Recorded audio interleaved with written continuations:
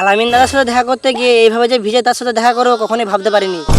তার জন্য সকাল সকাল গোসল করে সাদা ব্লাউজ আর সাথে সবুজ রঙের শাড়ি আর সাদা কালো একটা ছায়া আর তার সাথে দুটো তাল খোলা, তারপরে পরে বেরিয়ে গেলাম আমার 2 চাকা বিএমডাব্লিউটা নিয়ে। ভাবছি আমার 3 নম্বর জিএফ কে এই ঘরটা গিফট করবো। তারপরে হঠাৎ করে মনে পড়লো আমার তো 1 নম্বর জিএফই নাই, তাহলে 3 নম্বর জিএফ আমি কোথা থেকে নিয়ে আসবো। পরে ফালতু বক বক করতে ফাইনালি পৌঁছে গেছি আমরা জয়টাকানালি এয়ারপোর্ট। আর আমার ছোট্ট ক্যামেরাম্যান আমার বিএমডাব্লিউটা নিয়ে ঘর যাচ্ছে। তারপরে 365 দিন ওয়েট করার পর আমার শ্বশুর প্রাইভেট ট্রেনের বগিটা চলে আসে আর আমাকে ড্রাইভারের পাশে বসতে দেয়, কারণ যদি আমি ড্রাইভারে শিখে যাই তাহলে আমার শ্বশুর একটা ফ্রি ড্রাইভার পেয়ে যাবে।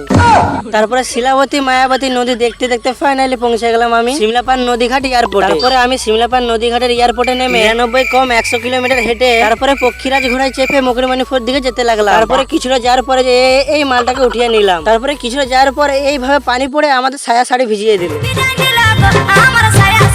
যাই হোক, তারপরে ভিজা সায়া শাড়ি পরেই যেতে লাগলাম। তারপরে ফাইনালি মকরমণিপুর চলে আসি। আর হ্যাঁ বাপিদা, তোমাকে অসংখ্য অসংখ্য ধন্যবাদ আলামিন দাদার সাথে দেখা করে দেওয়ার জন্য। আল্লাহর কাছে দোয়া করি আমি যেমন তোমার খুব তাড়াতাড়ি বিয়ে হয়ে যায়।